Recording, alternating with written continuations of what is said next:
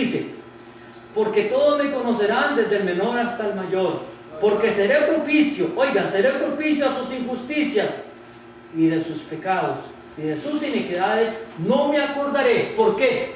Porque estamos en el nuevo pacto. Oigan el versículo 13, nuevo pacto dio por viejo al primero, y lo que es dado por viejo se envejece, cerca está de desvanecerse. Cerca está. Alabado sea Dios. A mí me preocupa mucho, hermanos, hoy las corrientes que hay en el ambiente, ¿verdad? Son corrientes que sacan al hombre más bien de la fe de Jesucristo y lo están devolviendo al tiempo de Moisés. No está bien, eso no está bien, yo tengo que decirlo, no está bien. No está bien llevar a una persona que ya está en Cristo Jesús y querer sacarlo de ahí y mandarlo a la ley de Moisés. Porque a los Gálatas les pasó eso. A la iglesia de los Gálatas, amados hermanos, miren, la iglesia de los Gálatas se evangelizó, por cierto que a Pablo le tocó, ¿verdad?, evangelizar a los Gálatas, y Pablo los evangelizó sobre la gracia, pero les llegó una corriente y los puso a patinar. ¿Quieren ver esa corriente? ¿Quieren ver que así los pusieron a patinar? Y eso es lo que yo quiero, amados hermanos, que nosotros entendamos y que todas las personas puedan discernir esta palabra y que puedan abrazarse de Jesucristo y de su evangelio y de su mensaje, para que no caigamos en doctrinas que ya están fuera de lo que somos nosotros. Nosotros somos gentiles convertidos. El pueblo de Israel es pueblo de Israel, lo respetamos, lo amamos mucho, lo apreciamos, ellos son el pueblo de Israel. Nosotros somos un pueblo gentil convertido, gracias a Dios. Aleluya. Convertidos al Señor por la fe de su Hijo Jesucristo. Y los hermanos del pueblo de Israel, que Dios también los bendiga, los ayude, porque para ellos hay esperanza también, igual que para nosotros, porque ahora gracias a Dios ya no hay diferencia. Porque el Evangelio vino primero al judío, por eso dice Pablo, rescatando la palabra, al judío primeramente y también al griego. El griego aparecemos nosotros ahí como griegos, que es gentil, ¿verdad? Me preocupa mucho la carta de Gálatas, aquí verdaderamente en el capítulo 2. Hermanos, yo quiero que entendamos este capítulo y que tratemos de leer en este capítulo a ver qué nos está diciendo Dios acá. Aquí el Espíritu de gracia a través del apóstol Pablo está corrigiendo a la iglesia de Gálatas por los errores que habían doctrinales, por la caída de la fe en el pueblo de esta iglesia. Dice Gálatas 2:1, dice que después, pasados 14 años, fui otra vez a Jerusalén, juntamente con Bernabé, tomando también conmigo a Tito. Empero fui por revelación y comuniquéles el evangelio que predico entre los gentiles, más particularmente a los que parecen ser algo. Oiga, está usando una palabra con una connotación fuerte. Una cosa es ser algo, otra cosa es parecerse a algo. ¿Cierto? Ahí le está hablando a los cabecillas de aquel tiempo. Esa palabra la está tirando a los cabecillas de aquel tiempo, los que se hacían o decían conocer la palabra de Dios pero que no la conocían. Entonces dice, oigan qué interesante, empero fui por revelación y comuniquéles el evangelio que predico entre los gentiles. ¿Ve? Entre los gentiles. Recuerda que esta iglesia era una iglesia gentil convertida. Ok. Más particularmente a los que parecían ser algo por no correr en vano o haber corrido. Mas ni aun Tito, que estaba conmigo siendo griego, fue compelido a circuncidarse. ¿Cuál fue la corriente que apareció? Que los gentiles tenían que circuncidarse. Esa fue la corriente, que los gentiles que venían convirtiéndose tenían que circuncidarse y guardar la ley de Moisés. Entonces Pablo, amados hermanos, corrige. Aquí, amados hermanos, no se trata de que yo voy a entrar en polémica con otras congregaciones que practican la ley. No voy a entrar en polémica con ninguno. Pero sí me preocupa el pueblo cristiano. Y me preocupa en las personas que puedan oír y discernir lo que estoy predicando, no importa de un grupo o de otro, pero que analicen lo que estoy predicando antes de juzgar. Y que le pidan a Dios entendimiento y sabiduría, y si pueden doblar rodillas antes de hablar otra cosa, ¿verdad? Yo les pediría con humildad, que antes de juzgar la palabra que estamos oyendo, que por favor con humildad yo les pido, oren a Dios. Porque esta palabra les puede sacar de un error. No los va a meter en un error, los puede sacar de un error. Así que órenle a Dios y Dios les abrirá el entendimiento. Dice la palabra de Dios acá en el versículo 2. Empero fui por revelación y comuniquéles el evangelio que predico entre los gentiles, más particularmente a los que parecían ser algo, por no correr en vano o haber corrido. Mas ni aun Tito, que estaba conmigo siendo griego, fue compelido a circuncidarse. Y esto por causa de los falsos hermanos que se entraban secretamente para expiar nuestra libertad que tenemos en Cristo, para ponernos en servidumbre, a los cuales ni aun por una hora cedimos sujetándonos, para que la verdad del Evangelio permaneciese con vosotros. Empero de aquellos que parecían ser algo cuales hayan sido algún tiempo, no tengo que ver. Dios no acepta apariencia de hombre. A mí ciertamente los que parecían ser algo, nada. O sea, Pablo lo que dice acá, al decir nada me dieron, nada me enseñaron. Antes por el contrario, como vieron que el Evangelio de la incircuncisión me era encargado, como a Pedro el de la circuncisión, porque el que hizo por Pedro para el apostolado de la circuncisión hizo también por mí para con los gentiles. Recuerden que tenemos que aclarar acá un punto y no dejarlo ahí en entredicho. Pedro era el apóstol, de los gentiles o de la circuncisión. De la circuncisión. Muy bien. Pedro fue puesto, recuerden que a Pedro se le dijeron y se le dijo una palabra que tenemos que discernir algún otro día. Te daré las llaves del reino. ¿Se acuerdan que le dijeron esto? Pedro fue puesto para la circuncisión. Pedro era el apóstol para Israel. Pablo fue el apóstol de la gracia. Pablo de hecho no tuvo que ver nada con los 12 apóstoles del fundamento. Voy a aclarar el punto por los que me están viendo en internet. Hay 12 apóstoles bíblicamente escritos, ¿sí? Bíblicamente, que todos los conocen, hasta los nombres se los saben. Esos 12 apóstoles son los 12 apóstoles del fundamento, los 12 apóstoles del principio de la iglesia o del pueblo de Dios que estaba fundando la primera iglesia, la primitiva. Ahí, amados hermanos, resulta que estaba todo el remanente del pueblo de Israel en ese tiempo, y entonces a ellos, ¿verdad?, se les puso a Pedro. Resulta que 4 décadas más adelante, por ahí aparece Pablo en la escena.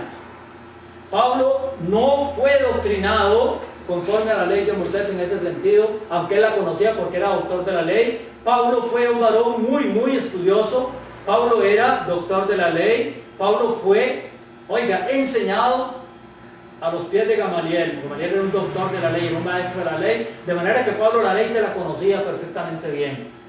Y más bien Pablo, conforme a la ley, más bien perseguía a la iglesia de Cristo. Más bien Pablo era enemigo de la iglesia de Cristo.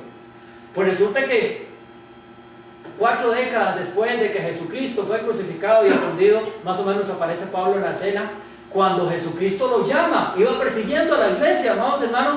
Pablo tenía poder de pedir cartas a los gobernantes de aquel tiempo, encarcelar a los cristianos y hacer que murieran también. Tenía poderes. Pero un día, cuando lo quieran leer ahí en los Hechos 9, dice que en Hechos 9, ¿verdad?, aparece Pablo ahí persiguiendo a la iglesia, ¿verdad? Y dice que el Señor Jesucristo le habla en el camino y le da una revelación y una voz audible que le dice las palabras que usó: Saulo, Saulo, ¿por qué me persigues? Jesucristo le está diciendo: Saulo, perseguir a mis discípulos equivale a perseguirme a mí. Tú estás persiguiendo a mis discípulos. Tú consentiste en la muerte de Esteban, que era un discípulo mío.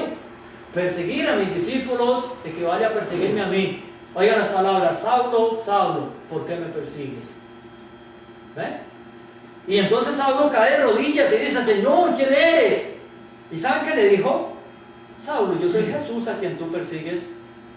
Dura cosa te es dar cosas contra el aguijón. Y de ahí, amados hermanos, en esa revelación de ahí lo llama. Y aquí aparece Pablo en los Gálatas presentando defensa por el Evangelio de Cristo. Gloria a Él, ¿verdad? Porque Dios cambió a Pablo. Le abrió la mente. Así es, amén. Él le hizo ver que la ley estaba cometiendo errores garrafales. Él y su pueblo. Ahora en Cristo Jesús es otra masa, es otra harina. Entonces dice aquí, amados hermanos, que se estaba metiendo la doctrina de que los que se convertían al Señor había que circuncidarlos. Entonces vean lo que dice: y como vieron la gracia que me era dada a Jacob y Cefas y Juan, que parecían ser las columnas, nos dieron las diestras de compañía a mí y a Bernabé, para que nosotros fuésemos a los gentiles y ellos a la circuncisión, al pueblo de Israel. Solamente nos pidieron que nos acordásemos de los pobres, lo mismo que también con solicitud hicimos, ¿verdad?, por decirlo así. Oigan, qué interesante esto. Aquí Pablo, ya con el conocimiento que tenía, oigan lo que pasó acá en el versículo 11. Empero viniendo Pedro a Antioquía, le resistí en la cara, porque era de condenar. Porque antes que viniesen unos de parte de Jacob, comía con los gentiles, mas después que vinieron, se retraía y apartaba, teniendo miedo de los que eran de la circuncisión. Y en su disimulación consentían también los otros judíos, de tal manera que aún Bernabé fue también llevado de ellos en su simulación. Mas cuando vi que no andaban derechamente conforme a la verdad del Evangelio, dije a Pedro, oigan las palabras, hermano, aquí es donde yo quiero que entendamos. Dije a Pedro, delante de todos, si tú siendo judío vives como los gentiles y no como judío, ¿por qué constriñes a los gentiles a judaizar? ¿Por qué constriñes? ¿Por qué quieres obligar a los gentiles a meterse en el judaísmo? Pesa esta palabra, ¿no? Pesa porque le está diciendo, ¿por qué Pedro? ¿Por qué tú? ¿Por qué tú? Si tú fuiste puesto con un fundamento, ¿por qué te estás jugando a las dos? Hoy hay dos personas, hay dos personas que están la mitad en la gracia y la mitad en la ley de Moisés, como diciendo, si no pego en este, pego en el otro. O me salgo con la ley, y si la ley no me sirve, entonces me salgo con Cristo. No, eso no funciona así. No podemos vivir, amados hermanos, compartiendo nuestra vida con la ley y con la gracia. Pablo dice, o estamos en la gracia, o estamos en la ley, solamente que la ley no justifica. Ese es el problema. Entonces hay personas que juegan con las dos camisetas y que se están engañando solos. Se están engañando solos. No puede ser porque la Biblia dice otra cosa de esa costumbre. Aquí mismo lo estamos viendo. Entonces oiga lo que dice aquí, lo que sigue, oiga lo que sigue aquí. Mas cuando vi que no andaban derechamente conforme a la verdad del Evangelio, dije a Pedro delante de todos, si tú siendo judío vives como los gentiles y no como judío, ¿por qué constriñes a los gentiles a judaizar? Oiga, nosotros judíos naturales, Pablo era judío natural, nosotros judíos naturales y no pecadores de los gentiles, sabiendo que el hombre no es justificado por las obras de la ley. A ver, sabiendo que el hombre no es justificado por las obras de la ley, sino por la fe de Jesucristo, nosotros también hemos creído en Jesucristo para que fuésemos justificados por la fe de Jesucristo y no por las obras de la ley, por cuanto por las obras de la ley ninguna carne se justificará. Ven, hermanos, aquí no se trata de que yo tenga rencor con la ley, aquí no se trata de que yo la tenga contra la ley, aquí se trata de que yo no voy a poner en juego el sacrificio de Cristo cambiándolo por una ley que ya caducó.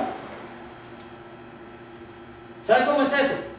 Vaya usted al banco con una cédula vencida. Vaya, usted puede tener dinero en el banco, vaya, llegue con una cédula vencida, présteme la cédula, señor, sí, se llama de tal, bueno, sí, esta es sí, y le dice, no, yo no le puedo dar el dinero. Y tú vas a decir, bueno, pero es mi cédula, mire, yo soy, pero está vencida. ¿Ve? Usted con una licencia vencida, usted no es chofer. A usted lo paran en la carretera.